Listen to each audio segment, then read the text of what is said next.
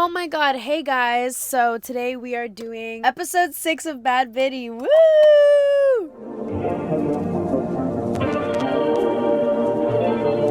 I feel so small and little back here. What is up, my bad biddies, and welcome to episode 6 of the Bad Biddy podcast. Should I just get back into the seat? I don't know. Hold on.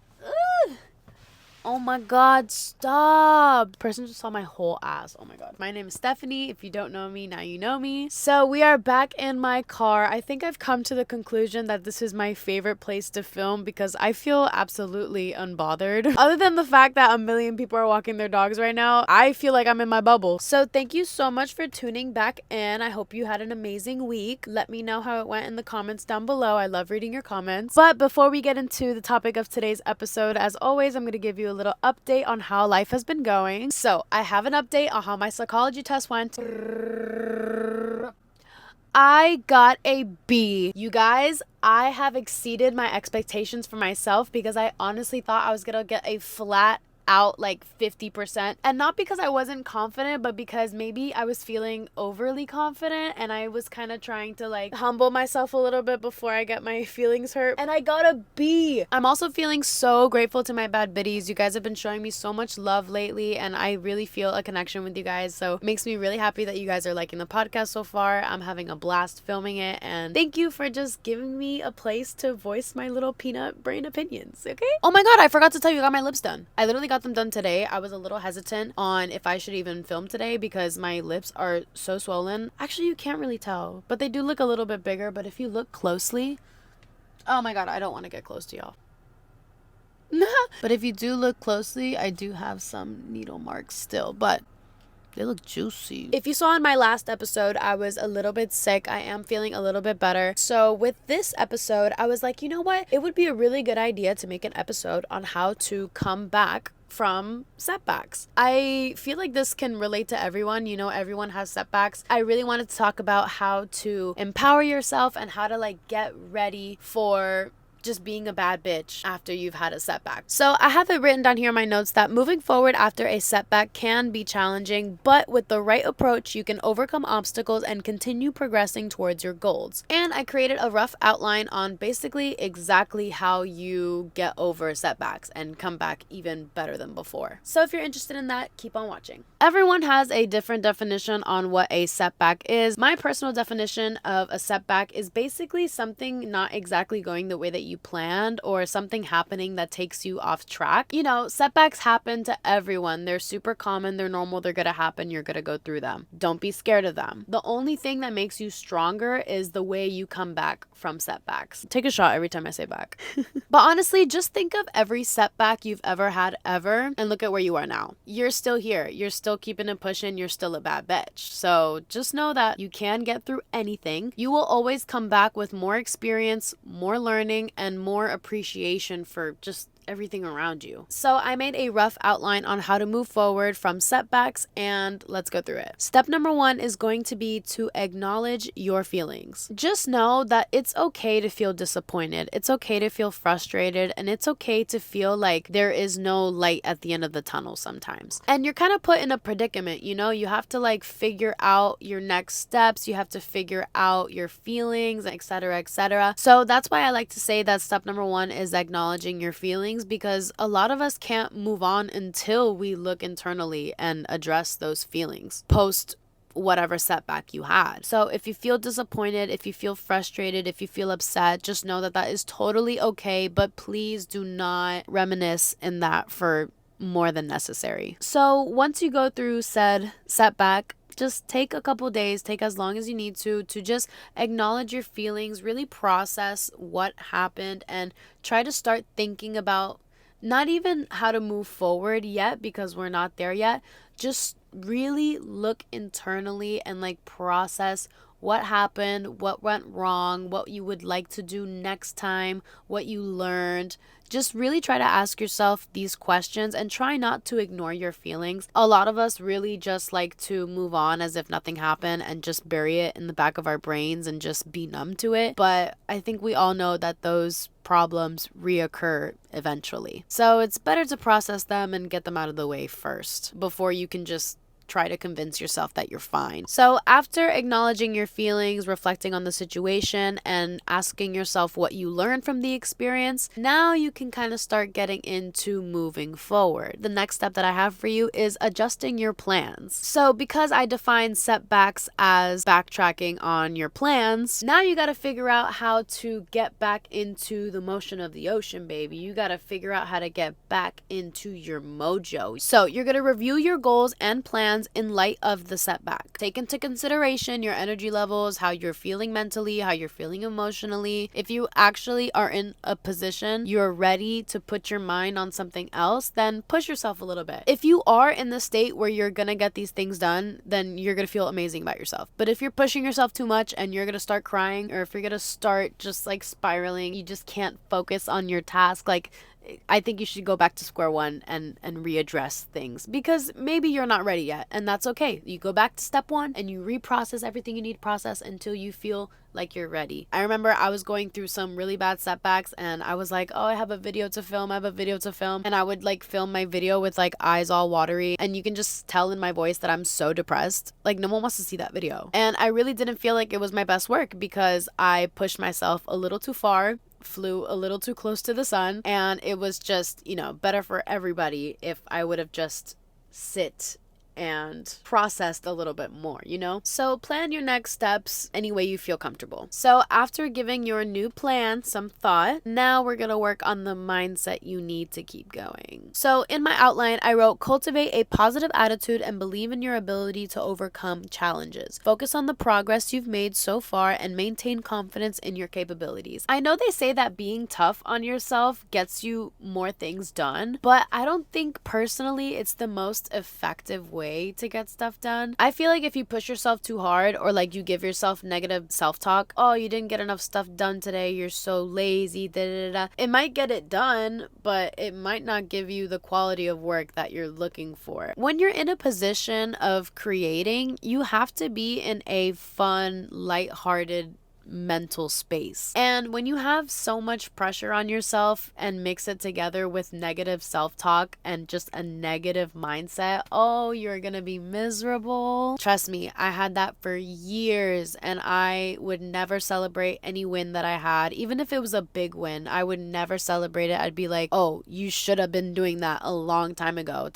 I was just constantly putting myself down because I wasn't in the position that I really wanted to be. And I wasn't taking into consideration where I was when I thought of that thought originally versus where I am now. Like, I'm not exactly where I want to be yet, but I'm definitely on my way. When you really think about it, if you're miserable the whole way there, you're going to look back and be like, wow, why wasn't I happier? Have a positive mindset now. I really don't think it's that hard to have a positive mindset. It's only hard if you've made yourself super used to a negative mindset, or I like to call it a lack mindset. A lack mindset is basically someone who's never satisfied, someone who never feels proud enough, never feel like they have enough money or enough followers or enough fame or enough friends. You can have so much and still feel so empty just because you're literally ruining it for yourself. And what happens with this lack mindset is that you will never be satisfied. Nothing will ever be enough. You will always be unhappy. They're always thinking like, oh, when I do this, I'll be happy. When I get this, I'll be happy. When I buy this, I'll be happy. And it's like, why do you have to wait to be happy or to be nice to yourself or to feel proud of yourself? Why do you have to achieve the biggest award to feel like you matter? That's not the purpose of life. The purpose of life is to live and be happy and to just do whatever the fuck you want. A lack mindset is just a no-no. You're just never gonna be happy, babe. So if you are in that right now, and if you catch yourself, you need to rewire your brain, because I'm sorry, girl, but if you have years of negative self-talk and a lack mindset, it's gonna take a really long time to undo it. Like, imagine your brain as like fallen snow. If you're riding a sled over to negative land over and over and over and over again, you're gonna have a huge indentation leading straight to negative land. You have no indentation to positive land. I don't know where these lands are coming from. Just let me cook. Every time you immediately go for the negative thought, it's gonna be mad easy to make that connection. The path is already made, girl. Like, you literally just have to go wee. But to get to positive land, you have to start making that path, and you have to start eliminating the crossroads between the positive and negative land. Every time you have a negative thought, you have to switch it in your brain. Like, for every negative thought, you have to think 5 positive ones. And that's how you're going to rewire your brain, because little by little, those indentations in your brain to negative land will get lighter, and then the ones to positive land will get more profound. It's really a practice. I think honestly that's one of the biggest practices we have to master in life, because you're the only one up in here, girl. If it's not a nice place for yourself, you don't got nowhere else to go. Having an abundance mindset looks like this. You are happy without condition, and you love yourself without condition. Doesn't matter if you have a pimple today, doesn't matter if your hair looks like shit today, you still love yourself, and you are just grateful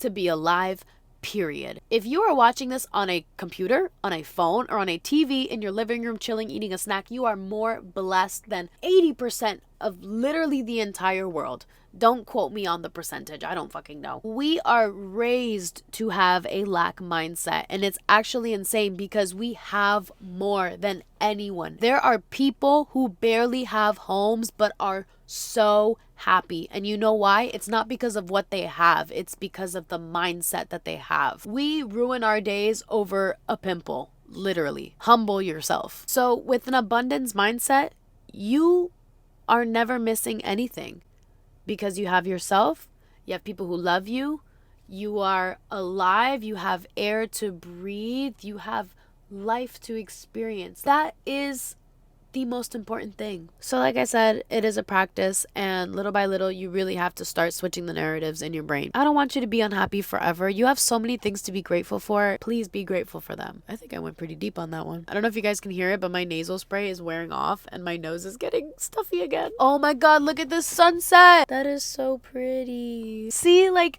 how can you be mad when you have this? Like, there's just so many beautiful things out there. It's really easy to look over. Like, I'm getting so happy literally looking at the sunset. And that's what happiness is. Like, just focusing on the little things. I have no complaints.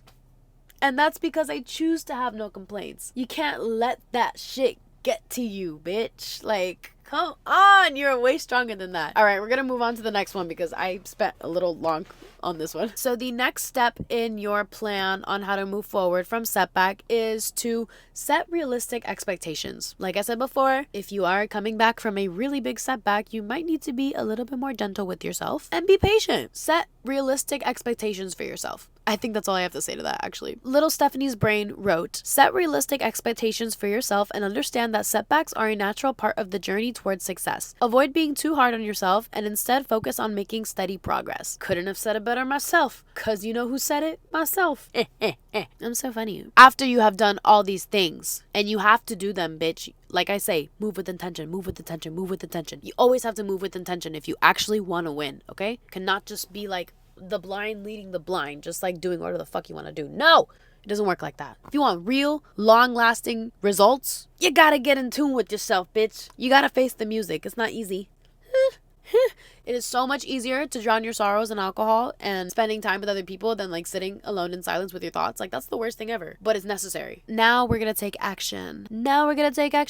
Honestly, everything that you were doing already is action. It's just like mental action, but now we're doing action, okay? So to take action, you're gonna develop a plan to move forward. Break down your goals into smaller, manageable steps and take consistent action towards achieving them. That's pretty self-explanatory. If you want to see an in-depth video on how to get your shit done, I literally have a whole episode on how to take action, how to get your shit together, and how to move your forward steps. So if you want it, I'm going to put it up here, and I'm going to let that video do the talking. So next step is to stay persistent and resilient. Sometimes after a setback, our confidence can be shattered just a little bit. Understand that you will have a few other minor setbacks, and that is totally okay as long as you redo the steps to get through them and you just keep moving forward. You have to stay resilient, you have to stay consistent, you have to believe in yourself, and you have to know that no matter what you're doing, that you got your own back, and no matter what happens, you're gonna keep it pushing because you are a badass man or woman. I think I say this in every single podcast. Celebrate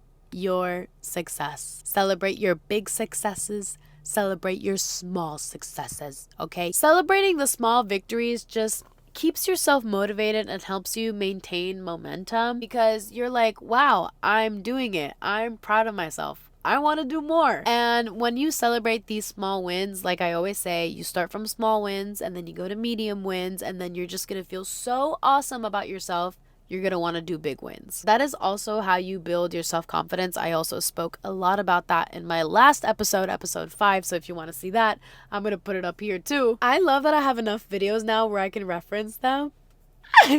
That's so cool. Okay. Honestly, those are the most difficult steps. The only things I can tell you after that is to stay flexible, keep moving forward, and seek external help if needed. So if you need to reach out to friends, family, mentors, or colleagues for support and encouragement, please do. Also, I can see that it's getting darker.